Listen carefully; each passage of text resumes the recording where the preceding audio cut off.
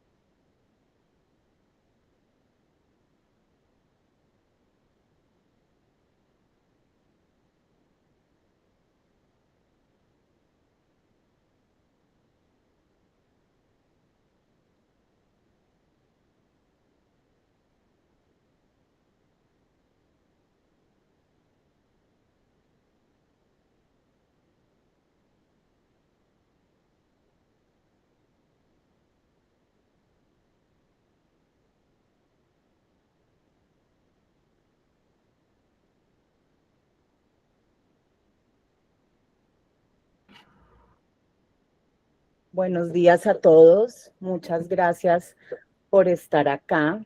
Ya veo que estamos con Guillermo y la gente sigue iniciando y sigue ingresando, pero por respeto al tiempo de ustedes, que han sido muy puntuales, y también al tiempo de nuestro invitado Guillermo, vamos a dar entonces inicio. Muchísimas gracias a todos de nuevo por estar acá. Eh, bueno, vamos a tener una hora de charla con Guillermo Arriaga. Entonces, les voy a pedir a todos que al final vamos a tener un tiempo muy corto de preguntas. Me imagino que surgirán varias preguntas, pero por el tiempo no vamos a poder responderlas a todas. Entonces, al final yo les voy a indicar en qué momento vamos a tener ese breve espacio. Vamos a elegir un par de preguntitas para que nos responda. Y bueno, después en la página de Promoción Audiovisual Colombia esta charla va a estar publicada. Entonces, vamos a comenzar. Buenos días a todas y a todos. Gracias por conectarse a esta que honestamente para mí es muy gratificante y es emocionante poder estar acá con el invitado que me emociona presentarlo. Entonces, desde el Ministerio TIC y el Programa de Promoción Audiovisual Colombia y los miembros de la industria audiovisual colombiana y los medios públicos que están aquí conectados, le damos la bienvenida a Guillermo Arriaga, que es uno de los narradores más influyentes de Latinoamérica, guionista de Amores Perros, 21 gramos, Babel. Es el ganador del premio Alfaguara 2020 también por Salvar el Fuego. Es un escritor que entiende la condición humana desde la herida, desde la contradicción, desde el vínculo. Y bueno, ahora está con nosotros, generosamente nos está dando un tiempo de su agenda para que podamos conversar un poquito con él. Guillermo, muchas gracias por aceptar y por estar acá con nosotros. Hola, ¿qué tal? ¿Cómo estás, Magdalena? Buenos días acá en México. ¿Ya son tardes en Colombia? No. Ya estamos al mediodía, son las 12 del mediodía en este momento, estamos una hora adelante. Buenas tardes a todas y a todos, ¿cómo están? Bueno. Buenas tardes, Chivo. Buenas tardes, Guillermo. Buenas tardes. Muy contento de estar contigo. Vamos a comenzar. Entonces, vamos a entrar en materia porque el tiempo es oro. Guillermo, yo he leído y he visto que has contado varias veces que tu infancia en Ciudad de México, entre peleas o la calle, el barrio, marcó profundamente tu manera de narrar. Quiero saber cómo se vuelve la infancia con sus durezas, sus aprendizajes en un motor creativo para ti. Mira, yo creo que la infancia es el lugar donde el cerebro empieza a entender la forma en que está configurado. Y la configuración de mi cerebro es de que tenía un severo déficit de atención. Sufro de un severo déficit de atención. Y el déficit de atención lo que te provoca es que no tienes un sentido de la lógica. Yo no tengo sentido de la lógica. Pero cambias o trastocas esa falta, ese trastorno, lo compensas con algo más. Y yo creo que los que tenemos el déficit de atención lo compensamos con intuición, que me ha sido muy útil para esta carrera. Entonces, la infancia para mí fue muy confusa porque no entendía nada de lo que estaba sucediendo en mi entorno, no entendía nada de la escuela. De hecho, reprobé en primaria 11 de 12 materias, razón por la cual fui expulsado de esa escuela, porque para mí mis maestras me hablaban en húngaro, un idioma que no podía yo entender. Pero ya cuando entré a los 12 años a la escuela secundaria, empecé a sentir que estaba compensando de alguna manera las faltas que tenía con otras cosas.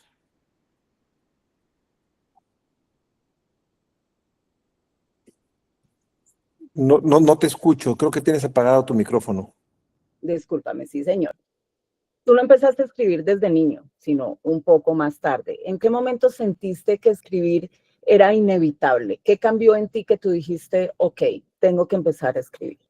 Bueno, lo he dicho en otras ocasiones, lo que a mí me impulsó a escribir fueron las niñas, que me gustaban muchísimo. Cuando yo iba en tercero de primaria, tenía 7, 8 años, me gustaban mucho las niñas, pero yo era profundamente tímido y entonces les empecé a escribir cartas con el afán de tratar de ver si eso pegaba, si eso funcionaba. No funcionó, pero ahí me di cuenta que la escritura me permitía ordenar de manera más precisa lo que sucedía en mi cabeza. Y otra cosa que descubrí es que me costaba trabajo expresarme en ideas, pero me podía expresar a través de historias. Entonces, cada vez que yo quería presentar un punto, no lo presentaba en forma abstracta, sino con historias.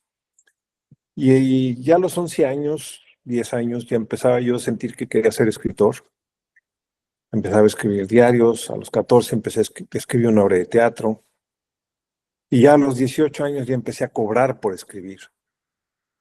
Escribía yo cuentos infantiles para un periódico aquí en México y reportajes, y ya se me pagaba por crear ficciones. Entonces, pues desde muy chico supe cuál era mi camino y me tracé ciertas metas que traté de cumplir una por una en lo posible. Guillermo, las historias, bueno, antes, cuando empezaste a escribir literatura, no audiovisual, o ya tenías en tu cabeza, quiero escribir para que esto salga en una pantalla. No, yo siempre escribí literatura. De hecho, lo que escribo para cine lo considero literatura. Nunca dejé de escribir literatura. Pero yo empecé escribiendo ya de forma como escritor profesional, cuentos. Mi primer libro es Retorno 201, luego escribí 3 novelas, de las cuales me compraron los derechos de las 3 para hacer las películas, y uno de los que me compró los derechos de Un dulce olor a muerte me preguntó si yo sabía escribir cine, y dije, claro que sé escribir cine. Porque antes ya había escrito para radio, había escrito para televisión, había escrito para documentales. Entonces no es que yo llegara al cine sin saber de qué se trataba. Pero entre el cine y la literatura, yo empecé publicando novelas que me compraron los derechos, y cuando me preguntaron si sabía escribir cine, escribí a Cielo Abierto, que fue lo primero que escribí para cine, que acaban de dirigir mis hijos Mariana y Santiago. Si tienen interés, a Cielo Abierto la pueden ver en Netflix, en Colombia. Guillermo, tus historias siempre muestran vínculos invisibles entre personas. Son como hilos que nos conectan sin que lo... ¿De dónde nace esa narrativa? Bueno, nace primero de que no soy creyente. Entonces, como no creyente, lo que yo creo es que la vida es una concatenación de circunstancias que se van dando sin un propósito, sin una guía, sino que van chocando unas con otras, y vas creando la vida sobre las circunstancias como se te van presentando. En ese sentido, la frase de Ortega y Gasset me parece muy afortunada: yo soy yo y mis circunstancias. Entonces, yo siempre he estado muy obsesionado con la circunstancia, que hace que de pronto no quieras ir a un lugar y vas a ese lugar y encuentras a la mujer de tu vida, o qué es lo que hace que choques contra un determinado auto que lleva horas circulando en la carretera. Yo tuve un accidente de carretera, y a partir de ese accidente de carretera empecé a escribir estas películas sobre accidentes. Eh, y me marcó ese accidente, me marcó obviamente, es claro. Pero yo lo veo como una circunstancia más de la vida. No creo que haya una mano invisible o un destino que nos esté diciendo vas a ir hacia esta dirección o hacia la otra. Eh, Guillermo, quiero hablar un poquito o entrar a tu, a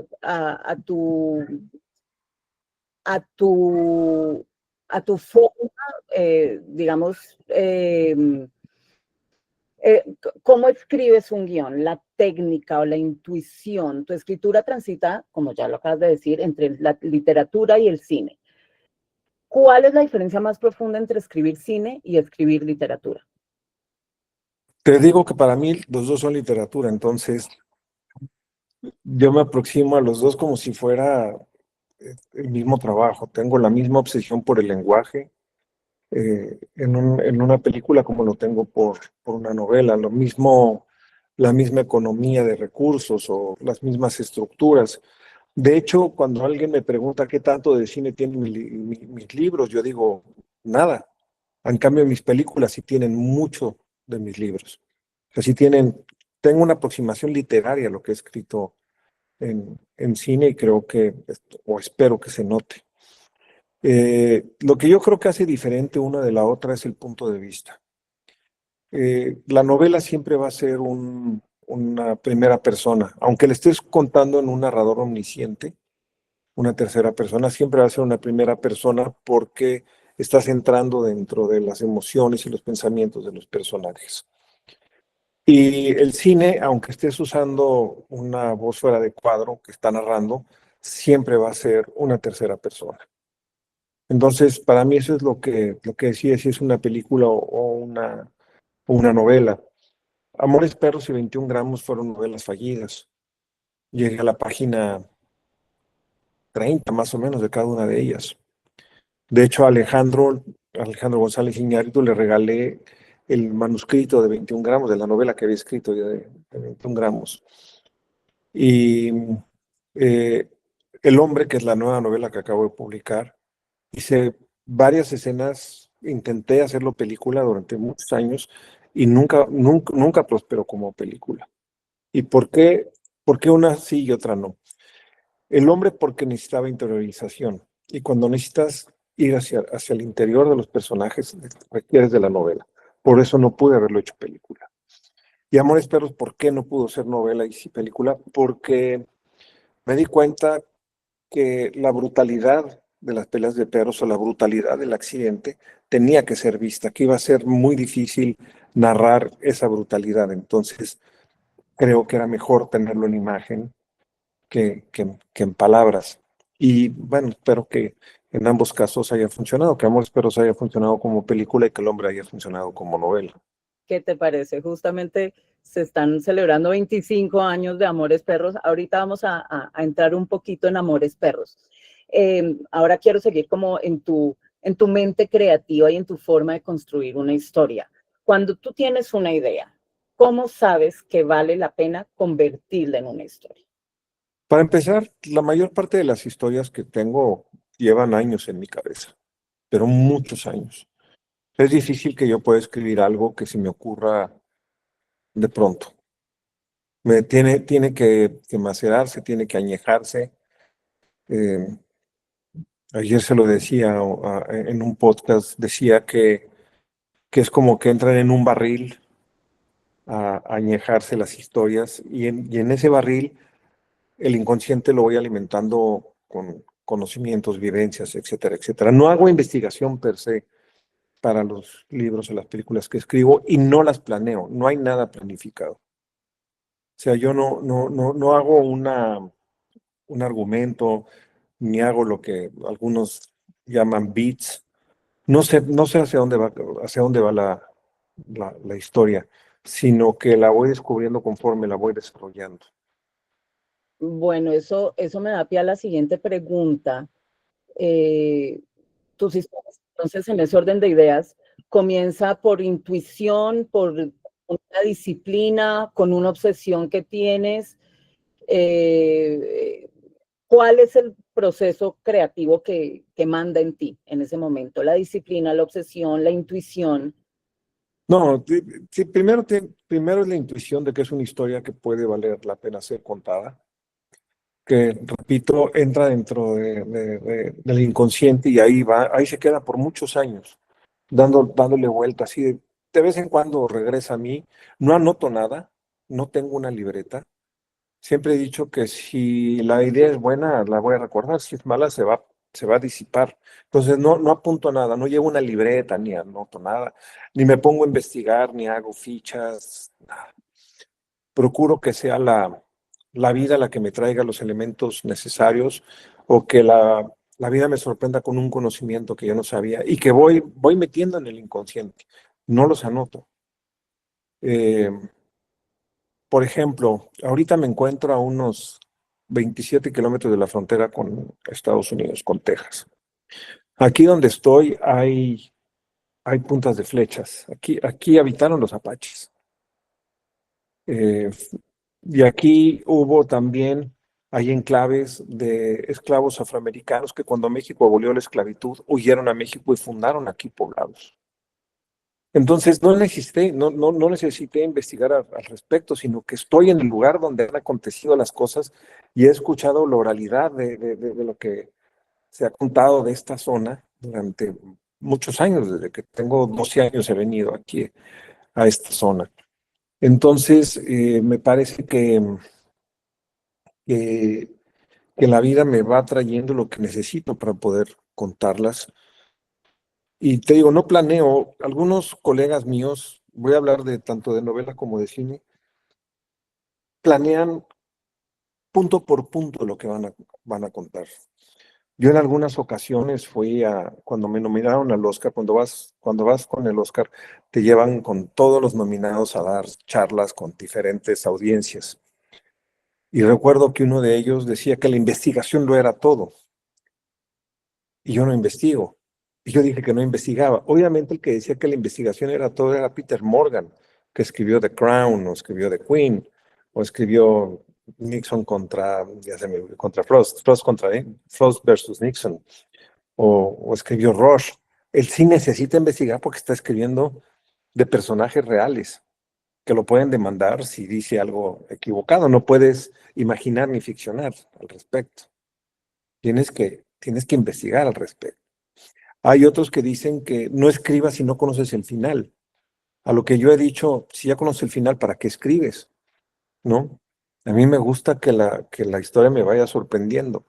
Entonces, no la planeo en lo absoluto, no tengo ningún tipo de tarjetas. Yo tengo compañeros que tienen post-its por todos lados, lo cual yo respeto. Yo creo que cada quien debe encontrar su propio método de escritura. Y lo he dicho que la primera regla de la escritura es que no hay reglas. La única regla válida es que no hay reglas. Puede haber sugerencias. Yo doy cursos donde doy sugerencias de lo que me ha servido a mí, que con el afán de que le pueda servir a alguien más, pero no es una regla. Y cuando yo escribí a cielo abierto, lo escribí bajo un programa que hizo el Instituto de Cine de México, donde se nos forzó, se nos obligó a escribir en 3 actos. Entonces, a cielo abierto la tuve que escribir lineal en 3 actos porque así fue la solicitud de los productores. Pero yo no creo que los 3 actos sea la única forma en que tú puedes escribir una película. Eh, no puedes escribir con la página 15 sucede esto, en la página 30 sucede esto, en la 45, porque me hicieron estudiar, yo no tenía idea de todo eso, me hicieron leer a Sid Field y leo a esta señora Linda Seeger, eh, todos estos grandes gurús de la escritura me hicieron leer, que me parece bien, pero no, esas reglas que prácticamente imponen, no puede aplicarse a todas las historias. Entonces, lo que traté yo de hacer en el cine y he tratado de hacer en la literatura es descubrir cuál es la estructura que palpa, que pulsa, que empuja dentro de la misma historia. Guillermo, y a la hora de sentarte a escribir, ¿cómo es un día típico de escritura para ti? ¿Cómo trabajas? ¿Tienes algún ritual? ¿Tienes que estar en silencio? ¿Cómo haces en tu día a día y te sientas y te enfrentas a la página? ¿Cómo es esa forma o ese día típico, digamos? Como no sé de qué se trata la historia, entonces me hago adicto a escribir porque quiero saber qué va a pasar, porque no tengo idea qué va a pasar. El día que me siento a escribir, no sé qué va a pasar este día en la novela. Tengo más o menos idea por lo que vengo escribiendo previamente, pero no sé qué va a suceder en el futuro. Entonces, te puedo decir que escribo prácticamente todo el día.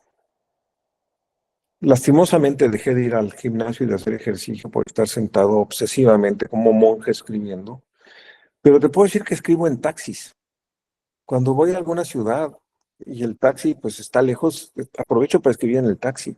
Escribo en autobuses, trenes, eh, No comidas. necesitas el silencio y la soledad para concentrarte y estar ahí escribiendo. Antes sí, ahora ya no, ahora viajo tanto que escribo donde sea. Te digo, escribo en estaciones de autobuses, en trenes, en salas de espera de los aeropuertos, en los aviones. Los aviones me gusta mucho escribir porque no tienes internet, entonces no te puedes estar distrayendo. Ahora sí, pero te sale muy caro, entonces. Pero, pero en los aviones me gusta porque ahí es donde más avanzo. No tienes, sobre todo cuando son vuelos transatlánticos, tienes 10 horas y media, 11 horas para escribir, o cuando viajo de México a Colombia, que son 5 horas y media, o a Buenos Aires, que son 10 y media, entonces ahí escribo mucho, pero escribo todo el día, todos los días, ¿eh? Todos. incluyendo el 31 de diciembre, por ejemplo, o el día de Navidad. Todos los días escribo, excepto cuando termino una novela y tengo que hacer promoción o cuando tengo, o cuando tengo filmación, que también es muy difícil escribir cuando estás filmando. Guillermo, tus personajes no son típicos, no son funcionales, son personajes que están vivos, que sienten, que sangran, que dudan. ¿Cómo construyes un personaje que está vivo? Un personaje vivo, ¿cómo se construye? No tengo idea. Ok. Digo, lo que yo hago es, procuro no saber demasiado sobre mis personajes. No, yo conozco escritores que antes de escribir una película, una novela, hacen un tratado de quién es el personaje, Ujú. donde nació, qué loción se pone, qué le gusta beber, y yo digo, ¿cómo para qué? ¿No? Linda Seeger, que me dio clases, la famosa gurú de la escritura de cine, me decía, debes de saber hasta cuánto de cambio tiene en la bolsa. Dije, ¿de qué me sirve a mí esa información? Entonces, yo sé muy poco de los personajes cuando escribo, y más que construir personajes, digo que se me revelan, como que de alguna forma ellos empiezan a dictar lo que quieren. Obviamente esos personajes tienen mucho de mis vivencias. En Amores Perros, varios de los personajes pues tienen cosas que a mí me pasaron, entre ellos el accidente, eh, Ujú. o los perros, o cosas así. Entonces, más que estar buscando cómo construirlos, simplemente en el día a día los voy alimentando con lo que me pasa en el acontecer cotidiano o con lo que me sucedió en el pasado o lo que imagino, porque también la imaginación es una herramienta del escritor. ¿Sientes de pronto que se puede llegar a perder la emoción a la hora de escribir? Porque tú, voy a hablar puntualmente de lo que has escrito para cine, tiene una tensión emocional grande, pero también es muy preciso si estamos hablando de lo narrativo. ¿Cómo se trabaja ese ritmo sin perder la emoción? Mira, yo creo que lo primero que tienes que hacer es sacar la historia y luego trabajarla mucho, mucho. Yo creo que el principal problema de América Latina es la falta de rigor. Eh, a mí me aterra que a algunos escritores les digo, ¿no vas a reescribir? No, porque pierde frescura. Digo, es que frescura es un artificio, no es un guión cocinado a la mitad, ¿sabes? La frescura es un artificio que tú vas creando a través del rigor. Cuando yo escribo, reescribo varias veces.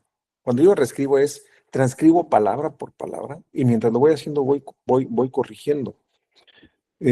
Al principio, la mayor parte de los escritores en los diálogos lo que están haciendo es explicar la película. Primero se la están explicando a sí mismos y luego cuando corrigen se la quieren explicar a los, a los espectadores. Pero la mayor parte de nosotros, y me incluyo yo, no tenemos talento para el diálogo. Es muy escasa, es el talento más escaso. Entonces, cuando yo veo una película donde las líneas de diálogo son más de dos, digo, se empiezan a prender alarmas. Ya me están explicando la película. Y lo que yo hago cuando escribo una película es, si tengo un diálogo de 3 líneas, lo corto a dos. En la siguiente revisión lo corto a una. En la siguiente lo corto a 2 palabras. En la siguiente lo dejo en una palabra y al final lo quito para que el actor con el rostro lo exprese. Entonces, yo creo que sí, el rigor es el mayor problema. Y me encuentro con gente muy necia, por así decirlo, que se niega, que se niega a corregir, que se niega a recibir notas, que así creen que está bien y no es. Hay que trabajarlo mucho. Guillermo, y cuando tú sabes que algo no funciona, eh, ¿qué haces ahí? ¿Borras, botas el papel, reescribes? Acabas de decir que sí, reescribes mucho, ¿Empiezas desde cero o dices, no, esto no funcionó, chao, voy a otra cosa? ¿O das de pronto un chance? No, no, hay veces en que la historia no sale por más que quieres, y eso tiene que ver con dos cosas. Uno, que no es el medio adecuado en el que estás contando la historia. O dos, no estás preparado, no tienes la experiencia de vida suficiente para contar esa historia. Tres, no ha madurado. Pero si yo me hubiera dado por vencido en la historia de Amores Perros, cuando no funcionó como novela, entonces, pues ahí estaría muerta. Las historias son muy resilientes, tienen esta capacidad de seguir vivas, y hay historias que en su momento no puedes escribir, pero luego la vida te va dando las herramientas para poder escribirlas. Entonces, yo nunca siento que yo nunca desecho una historia, simplemente sé que quizás no es el momento para contarla, pero que más adelante puede ser que sí, más adelante regresa. Ahora, hay veces que he escrito, escribí un libro que se llama Extrañas, por ejemplo. Originalmente eran 6 historias y eran 6 historias como de 60 páginas cada una, 70 páginas cada una, y terminó siendo una novela de 495 páginas. Y las otras historias que empecé a desarrollar se quedaron ahí, pero de alguna manera alimentan a la historia que terminó siendo, que terminé construyendo. Entonces no me agobia. No tengo esa sensación de que la historia no funciona. Simplemente no estoy preparado para escribirla o no es el medio adecuado para escribirla. Y si es una buena historia, va a seguir en tu cabeza durante muchos años. Guillermo, ¿qué hace que un guión sea malo, incluso si la idea es buena? Primero, que está sobredialogado. Estás explicando la película a través de diálogos. Luego, que los personajes tienden a ser muy caricaturescos. Eh, no tienen matices, y un personaje sin matices termina siendo un personaje chato, plano. No cuentan la historia, o sea, no cuentan la historia. Así como dije que yo que tengo una dificultad para presentar mis puntos de vista a través de ideas, hay escritores que les cuesta trabajo presentar su punto de vista a través de historias, pero quieren contarlas a través de historias. Lo que están queriendo hacer es contar una idea. Entonces, lo que quieren hacer es un desarrollo de ideas, no una historia. Y termina siendo, pues, un batidero ahí no termina de ir de un lado al otro, que son ideas las que quieren expresar. O algo que siento yo que es un gran error es tratar de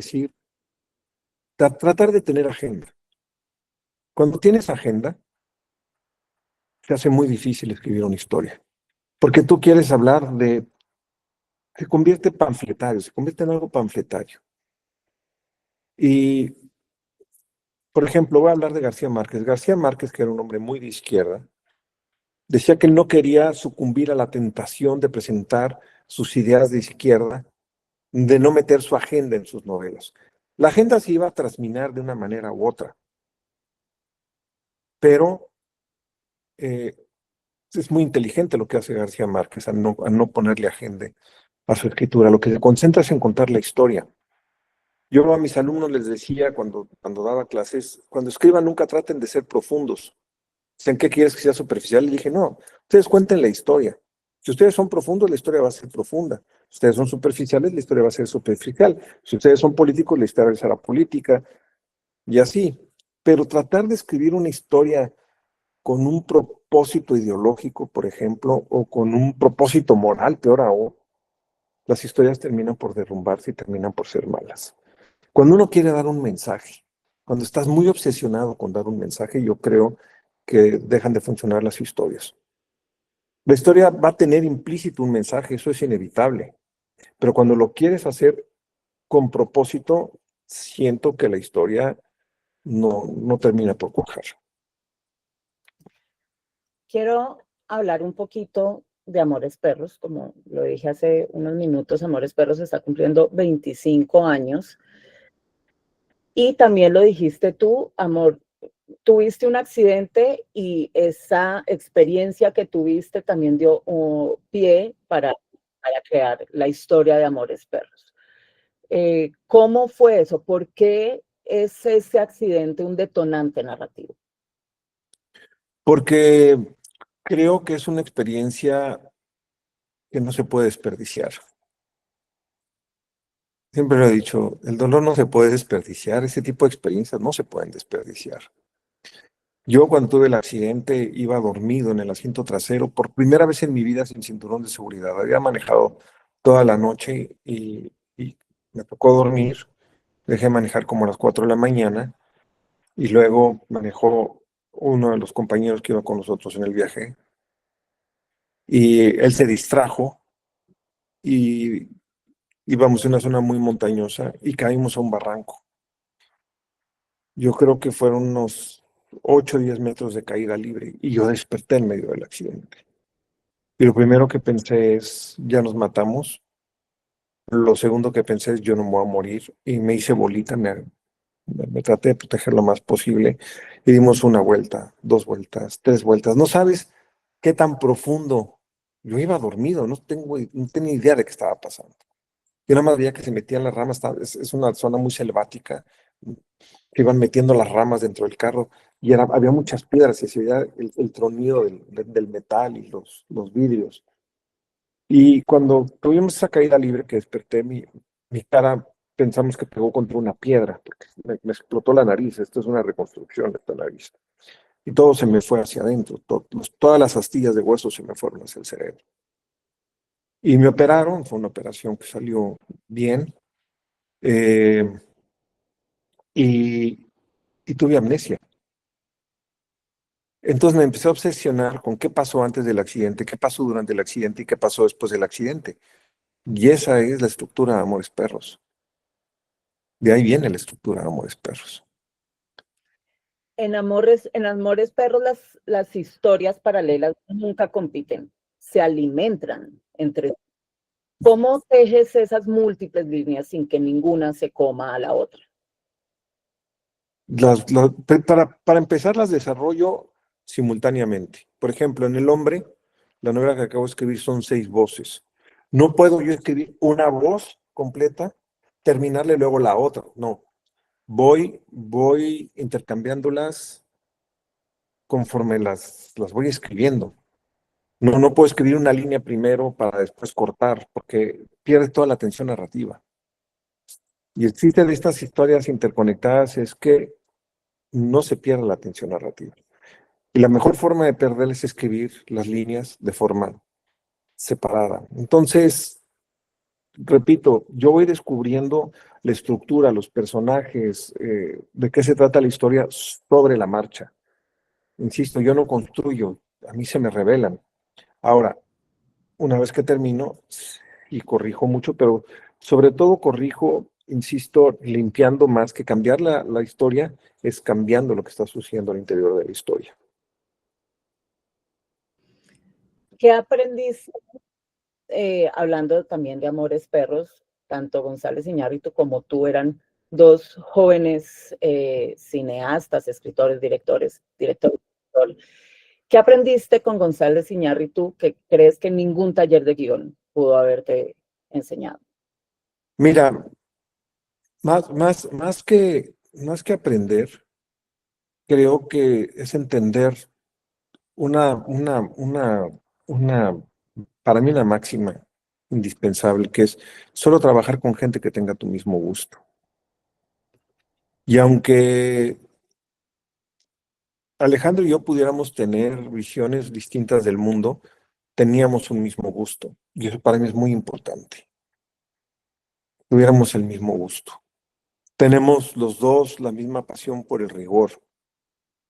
Entonces, encontrar a alguien que sea tan obsesivo y que tenga este deseo de rigor no es fácil de encontrar y Alejandro lo tiene, es un tipo muy riguroso, muy preparado. Él llega a cada escena muy, muy, muy, muy preparado. sea, es alguien muy meticuloso y trae de verdad, llega a dirigir actores con todo listo para que si no le funciona una cosa, le funciona otra, le funciona otra, le funciona otra. Y yo soy, te digo, igual que él, creo en ese tipo de rigor y en darle vueltas a las cosas hasta que queden perfectas. Entonces, para mí es muy importante trabajar con directores que tengan la misma sintonía que tú, aunque ya se van a limitar, ya se limitaron mis opciones a 3 directores nada más, que soy yo y mis hijos. Este, durante mucho tiempo me parecía que lo más importante era la sintonía. De hecho, el último director con el que pensé trabajar era Bernardo Bertolucci, con el que tuve varias reuniones por Skype. Pero ya, y a mí, digo, Bertolucci siempre me ha gustado mucho su trabajo y siento que tenía el mismo gusto. Pero hubo directores que quisieron trabajar conmigo, que yo veía sus películas y decía, no está dentro de la misma estética ni dentro de la misma ética que a mí me interesa. Entonces, prefiero no trabajar con ese tipo de directores. Guillermo, esto es como para quienes escriben, de las personas que nos están acompañando hoy. ¿Qué consejo práctico tú le darías hoy a una persona que quiere escribir su primer guión? Yo lo primero que le contaría, le diría es, escribe la historia y trata de descubrir de qué se trata en una palabra, en una sola, no más, en una sola. Esta es una película de venganza, esta es una película de amor, esta es una película de perdón, esta es una película de qué trata. Y una vez que encuentras esa palabra, revisar lo que escribiste con esa palabra y saber si las escenas que estás escribiendo, lo que estás escribiendo, van en consonancia con la palabra de lo que se trata la película. Igual, cuando estás escribiendo las escenas, en una palabra de qué se trata la escena. Y eso ayuda a muchas cosas. Ayuda desde qué tipo de póster va a tener la película, ayuda a vender la película, ayuda a que todo el mundo la tenga clara, ayuda a que los actores sepan de qué se trata la película, tus técnicos sepan de qué se trata la película, tus financieros saben de qué se trata la película. Si es una película de amistad, ya la gente entiende muy rápido de qué se trata.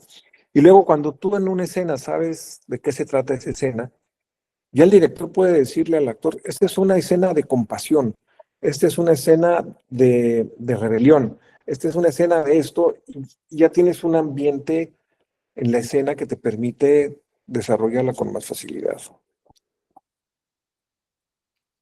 Guillermo, ¿qué deberíamos desaprender para poder escribir mejor? Lo que tenemos que desaprender es que todas las reglas que nos dieron son útiles, son muy útiles, es como un Waze. Entonces, las reglas te van diciendo, te agarras tal calle, te vas por la séptima carrera, y llegando a la calle tal, te das vuelta a la izquierda, está perfecto. Y a veces es interesante no saber a dónde vas. Siempre se nos enseña a que debemos de saber a dónde vamos. A lo mejor no sabemos a dónde vamos y queremos descubrirlo. Hay gente que sí quiere saber algún lugar y para eso está Waze. Para eso están las reglas, página 15, página 30, página 45, me parece perfecto. Y más la gente que no tiene sentido de orientación y se pierde fácilmente, es un alivio saber que llegaste a la página 15 y en la página 15 va a pasar esto. Pero, pero no para todos funciona el Waze. No para todos funciona el mapa. Entonces, yo creo que es importante eh, saber qué historia es la que está pulsando, qué es la historia que quiere ser. Otra cosa es que aprendamos a qué tradición narrativa podemos pertenecer, no queremos pertenecer. Porque luego queremos ser Tarkovsky.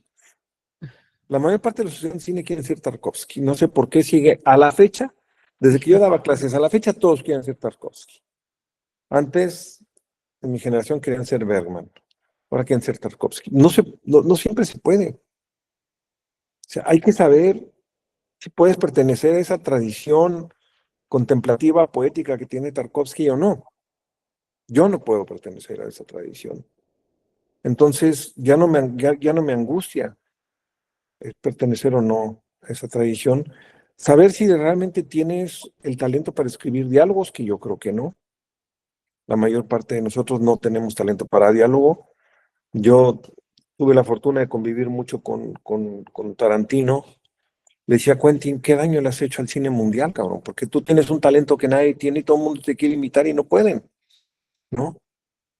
Todo el mundo quiere imitar a Tarantino porque es un tipo muy brillante, con unos diálogos brillantes, pero es un talento único, único, irrepetible. Es como dicen los gringos, a once time generational talent. Y ya, no va a haber, no hay más. Y yo por eso sugiero que si están escribiendo una película, sus escenas no pasen de una página y sus diálogos no pasen de una línea. Porque, y aparte, pensamos que los actores todos son buenos y pueden decir diálogos de 6 líneas. ¿Saben lo que es para un actor decir 6 líneas? Es muy complicado, muy complicado. Y hay un momento en que los demás actores, mientras este está diciendo sus 6 líneas, no saben qué hacer con su cuerpo. La mayor parte de los actores de cine no saben qué hacer con su cuerpo. No tienen formación teatral, donde el teatro, pues sí, tienes que aprender a saber qué hacer con tu cuerpo.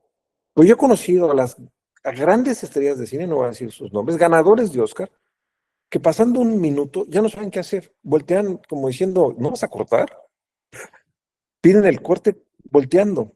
Entonces, escribir diálogos es complicado tanto para el, para el director como para el actor y para el escritor, porque digo, casi siempre se explica en las películas.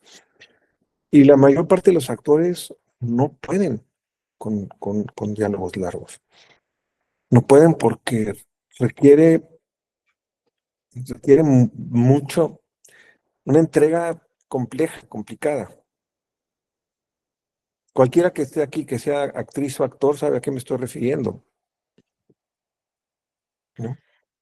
Guillermo, que ahora estamos con el auge de las redes, perdón, de las plataformas digitales, Netflix, Amazon, etcétera, que están haciendo buenas películas para estas plataformas, pero también series. Entonces, se están haciendo películas que no siempre son para la pantalla grande, sino para la televisión, y también se están haciendo series de televisión, que unas son increíbles. ¿Has escrito para televisión? Escribí un par de pilotos para la televisión americana, para las plataformas americanas, pero había tanta gente opinando que desistí. O sea, conté una historia y ya al final ya querían que hiciera básicamente una telenovela. Entonces, opinaba tanta gente que me pareció imposible. Y ahora, quiero decir algo. Escribir para televisión y para series requiere un talento especial. No un escritor de cine necesariamente se traslada bien a escribir una serie. Yo conocí muy de cerca, era como un hermano para mí. Me quedaba en su casa, de hecho, cuando iba a Bogotá, que es Fernando Gaitán. Fernando Gaitán, yo creo que es la bestia de talento más grande que ha habido en la televisión en la historia del mundo. Él escribió solo Betty la Fea 1 y Betty la Fea 2, él solo. Estamos hablando de 5 o 6 mil páginas. Yo lo vi porque yo estaba en su casa. Yo lo vi escribir Betty la Fea 2, terminar, fotocopiar y hacer, porque esa noche salía Betty la Fea. La presión, aguantar ese tipo de presión es brutal. Y yo no podría, realmente me inclino ante un talento como el de Fernando. Brutal, bestial. Yo no sé de dónde sacaba esa capacidad para escribir 5 o 6 mil páginas y con esa presión. Entonces son talentos distintos, no tengo mucho que decir al respecto. No he escrito una serie, entonces no. Escribí los pilotos que no se hicieron, pero no sé. Mi hermana fue la escritora, directora y productora de la primera serie que se hizo en México, que se llamó XY, hace como 30 años, 35 años. Ella sí, a lo mejor entrevistarla a ella sabrá más que yo de esto. ¿Y consumes series? No, he visto muy pocas series, la verdad, desde que volví a escribir novelas, prácticamente escribo todo el día o me encuentro en entrevistas todo el día. Ahorita pues estoy aquí con ustedes, ayer tuve otra, en la noche tengo otra, y eso que estoy de vacaciones, sigo, entonces, pues se me rompe la posibilidad de verlas. Vi Breaking Bad, que me pareció una maravilla, por ejemplo. Guillermo, ¿qué historia no has escrito todavía porque te da miedo, porque no te atreves? No, no, ninguna.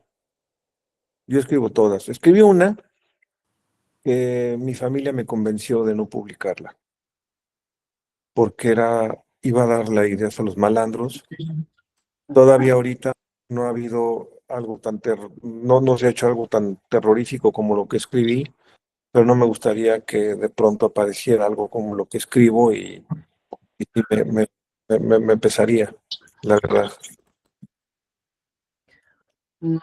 Bueno, Guillermo, ya casi se nos acaba el tiempo, entonces sí quiero darle un poco de espacio a las preguntas que sé que en el chat no las he leído porque estaba contigo acá conversando, pero sí sé que hay algunas preguntas en el chat y un par de manitas levantadas, pero pues, no tenemos tanto tiempo. A ver si encuentro el chat. A ver, sí. Bueno, vamos a ir de las primeras. Eh, Gabriel Jaime Vieira no te pregunta, si tus historias son corales y si no escribes los argumentos, yo te pregunto, ¿significa eso que las películas que usan tus guiones se crean fundamentalmente en el montaje? Es decir, que la película ya montada es para ti una completa sorpresa. No, no, obviamente no, están montadas cuando están escritas. Si tú lees 21 gramos, está estructurada desde que está escrita así como está editada. No escribir argumento no significa que no escriba yo la película. La estructura de Amores Perros es la estructura que viene desde que le escribí. 21 gramos está escrita así. Lo que más tristeza me dio en 21 gramos es que le dieron un premio especial al editor por la construcción novedosa que tenía de la historia cuando así está escrita. No, no hay sorpresas para mí en una película montada. Hubo una sorpresa una vez que afortunadamente pude meterle mano. En los tres enteros de Melquiades Estrada, que está escrita de forma rota, por así decirlo, así está escrita, Tommy Lee le entró un poco de pánico y la hizo lineal. Pero a mí me hablaron los productores y me dijeron, tenemos que ir a la sala de edición. Entonces me metí a la sala de edición primero con el productor y luego con Tommy Lee y regresamos la película como estuvo escrita. A esa sí fue una sorpresa. No funcionaba, la película no funcionaba nada de manera lineal. Entonces, no, al contrario, las películas están montadas estructuralmente desde que las escribo. ¿Participas en el montaje? Sí, participo, porque sabes que están escritas de tal manera que si tú quitas una escena se pueden derrumbar. Y Claro. hay, por ejemplo, 21 gramos, no sé si han visto 21 gramos, 21 gramos, cada historia no tiene que ver con la anterior en términos narrativos ni con la subsecuente. O sea, está completamente en desorden. Así la escribí, en ese desorden. Y para que hubiera cierto orden en la cabeza del espectador, hice un truco de luz. La primera parte de la película, el 80% de las escenas son de día, tienen luz. Luego viene escenas de noche, filmadas durante la noche, y luego en luz ambigua, de atardecer a amanecer. Y así decía, amanecer a atardecer. Hubo una escena que por logística, perdón, de producción, tuvieron que filmarla en día y se nota. Es como una mácula ahí que la luz estorba porque sale al final. Y hay tanta luz cuando ya estás acostumbrada a cierto tipo de luz, porque también pienso en eso. ¿Qué tipo de luz va a haber? ¿Cómo se va a ver en términos de luz la película? Que nunca se fija un escritor. Los escritores a veces ponen noche, día y no saben que se va a ver, cómo se va a ver la película. Yo sí, me gusta saber cómo se va a ver la película. Caliche pregunta, ¿tus historias siendo añejas no tienen el riesgo de no ser historias de actualidad con los conflictos actuales? No me importa si es actual o no es actual. Yo no estoy haciendo, yo no estoy- eso sería una crónica, un periodismo. Yo estoy escribiendo historias con el ánimo de que de alguna manera resuenen en la humanidad de quienes las leen o las ven. Entonces, yo no creo, por ejemplo, que Shakespeare haya perdido actualidad, aunque escribió hace 500 años, o el Quijote haya perdido actualidad. Entonces, lo que debemos de nosotros de hacer no es buscar la actualidad, sino que resuene en la humanidad de de quienes nos leen o nos ven. Bien, seguimos. Felipe Salcedo pregunta, ¿cómo trabajas el humor dentro de las historias? No el humor como género, sino como recurso narrativo que te permite mostrar matices de de los personajes o de las situaciones que muestra la historia. No busco el humor per se. Siento que el humor debe de darse de manera orgánica y debe de surgir naturalmente de la historia. Eh, entonces, yo no es alguien que busque el chiste para aliviar la tensión, eso. Si orgánicamente el humor se presenta en la historia, que venga, pero no estoy buscándolo. Ahora en la novela que escribí El Hombre, hay un personaje que se llama Rodrigo Sánchez, de los 6 personajes. Tiene mucho humor, pero tiene humor porque así es el personaje. No es que yo haya querido que así fuera. Insisto, a mí se me revelan, como no escribo con un plan, el inconsciente es el que me está dictando la novela. A veces no siento yo que soy el que le escribe, sino que le escribe alguien más. Misma sensación que tenía Faulkner, de que alguien le dictaba la novela. A mí yo siento que alguien me la dicta. Entonces, yo creo que cuando uno busca esa agenda, tiene que tener humor, termina siendo el chiste forzado. La palabra clave aquí es que todo tiene que ser orgánico, todo tiene que surgir en el momento en que debe surgir, y si no hay humor, pues no hay humor. Casualmente, el único chiste que conté en 21 gramos, la forma en que lo dijo Sean Penn, no pareció chiste, entonces se perdió, ¿no? Guillermo, dices que lo que escribes puede ser para el medio equivocado. Asumo que habla entre literatura y cine. ¿Cómo sabe cuándo el medio es equivocado y cómo saber cuál es el medio correcto para cada historia? Pues cuando no avanza la historia, cuando trates de que avance y avance y no avanza, es que algo está pasando. Entonces vale la pena intentarle en otro medio. Te digo, Amores Perros no funcionaba como novela y terminó funcionando como película. Cuando lo intenté como película me di cuenta que corría rápidamente, igual 21 gramos. Y El Hombre, pues no funcionaba como película. Yo escribía las escenas y decía, esto suena más aburrido que nada. Y en la novela empezó a correr mucho mejor. Entonces es cosa de intentarlo. Yo no puedo decir que sé que va a funcionar o no va a funcionar, simplemente lo intento. Aquí me preguntan qué significa que no eres creyente, que soy ateo. Eso significa. No soy religioso, no crecí en una familia religiosa. También pregunta Fabián Méndez si volverías a trabajar con Iñárritu. Pues ahora que ya nos reconciliamos, este, pues hay que ver, no lo sé, ya es muy complicado porque la vida, quedan pocos años de vida ya. Y una película son 5 años. Y es como un matrimonio con esa historia. Entonces, no sé. Yo ahorita tengo más interés en dirigir que escribir para otros directores, la verdad, ¿no? De hecho, si encuentro a alguien que me dé algo bueno para dirigir, prefiero, porque así no me tengo que tomar todo el tiempo de escribirla. Entonces, a mí me gusta mucho dirigir, es algo que disfruto enormemente. estoy en planes para dirigir, entonces pues creo que más bien me dedicaré a dirigir.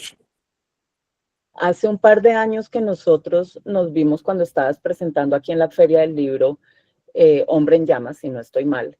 Te El hombre, pregunté, el hombre. el hombre en llamas. Te No, el hombre, pregunté, el hombre sin las ¿fue llamas. el hombre? Ah, ok, fue el hombre. Hombre en Estaba, llamas, Hombre en llamas es una película de Denzel Washington. tienes toda la razón, sí, tienes toda la razón. Te pregunté si harías alguna adaptación de una obra tuya para cine. Sí, claro. De hecho, la que voy a dirigir, la que quiero dirigir es Escuadrón Guillotina, mi primera novela, que vendí los derechos hace muchos años. Estuvieron varios directores vinculados a esa película, entre ellos Kusturica y Alex de la Iglesia, pero no cuajó, entonces pues, ahora la quiero dirigir yo. Y se la vendiste a ellos porque eran ellos, por el estilo de ellos. No, se la vendí a un productor Ok. primero que se llama Andrés Vicente Gómez, una leyenda de la producción en España, ha hecho como 200 películas, nominado al Oscar con algunas de ellas. Y, y luego Kusturica y yo somos amigos, nos juntamos con algunos actores, también amigos. La quería hacer Kusturica con Bardem, entonces platicamos Bardem, Kusturica y yo sobre la posibilidad de hacerla, pero cuando Emil quería que yo le escribiera, yo estaba dirigiendo una película, entonces quienes saben dirigir una película sabes que acabas a la 1 de la mañana y empiezas a las 4 de la mañana, entonces no, ni mi cabeza para escribir una película. Guillermo, acá Alexandra Galindo pregunta, ¿cómo sabes que llegaste al final de tu historia? ¿Cuándo decides que ese es el último plan? Cuando la historia sientes que se contó, cuando ya sientes que la historia está contada. Ahora, nunca se termina por saber si la historia se acabó o no se acabó. En literatura se dice, una historia no se termina, se publica. Porque si yo Claro. pudiera, iría corrigiendo y corrigiendo y corrigiendo y corrigiendo tanto lo que escribo para cine como lo que escribo para novela. Aquí Ragnar Sim nos dice que por favor vuelvas película Salvar el Fuego. Es una historia de muchas dimensiones. Bueno, acabo de vender los derechos pues ya vendí los derechos, a ver que la gente que tiene los derechos que quiere hacer con ella, Wow. ¿no? Déjenme decirles que creo ser un buen negociador, negocio bien, creo que hay que vender bien los contenidos de uno, y en este negocio te compras como te vendes, entonces pues sí fui particularmente buen negociador en esto y por fortuna lo compró la empresa indicada, con las personas indicadas y vamos a ver qué pasa. Guillermo, ahora cuando ya tienes, digamos, una historia que, por ejemplo, sabes, voy a vender los derechos o me voy a sentar con tal director, ¿tú piensas, quiero que tal actor haga este personaje? No, porque te rompe el corazón, ¿Por qué? porque alguna vez escribí 21 gramos pensando en un actor y ese actor no la hizo, entonces te duele. Entonces yo prefiero que sea como cuando está embarazada tu esposa, que dice, ay, mira, nació con cara de Sean Penn. Tiene la cara de Jennifer Lawrence, ¿no? Guillermo, escribir es un acto de supervivencia y creo que después de todo lo que nos has contado hoy, quisiera preguntarte qué historia te ha salvado a ti. Mira, ninguna. La verdad, yo disfruto mucho escribir. Cuando me dijeron para qué escribir, dije para pagar las colegiaturas, porque yo vivo de escribir, no vivo de otra cosa. Vivo exclusivamente de escribir. Bueno, claro, a veces me pagan cursos o me pagan conferencias, pero el 95% de mis ingresos es por la escritura. Entonces, no me salva más que de la quiebra. Entonces, pero no siento yo que sea así, que me salvó de la locura, no, la verdad no. Yo lo disfruto mucho y me divierto enormemente escribiendo. Bueno, pues se nos acabó el tiempo, ya estamos hace una hora con Guillermo, que fue lo prometido y con lo que me comprometí con él, porque sé tu agenda, sé que estás en la Feria del Libro de Guadalajara, que estás cazando, que es lo que te gusta hacer, que estás descansando y pues nos regalaste este tiempo muy valioso, entonces te agradezco muchísimas gracias por esta conversación tan generosa, tan honesta, tan necesaria. Y bueno, también a las personas que nos acompañaron hoy desde distintos lugares del país y pues todos de la industria audiovisual. Guillermo, muchas gracias de nuevo por haber aceptado. No, muchas gracias y un abrazo a todas y a todos. Muchas gracias. Gracias. Un Gracias. abrazo a todos. Nos vemos en la próxima charla. Gracias, Guillermo. Gracias, un gusto. Dios. Muchas gracias. Muchas gracias. Gracias, Guillermo. Gracias. Muchísimas gracias. Gracias. Gracias. Feliz día. Gracias. Gracias.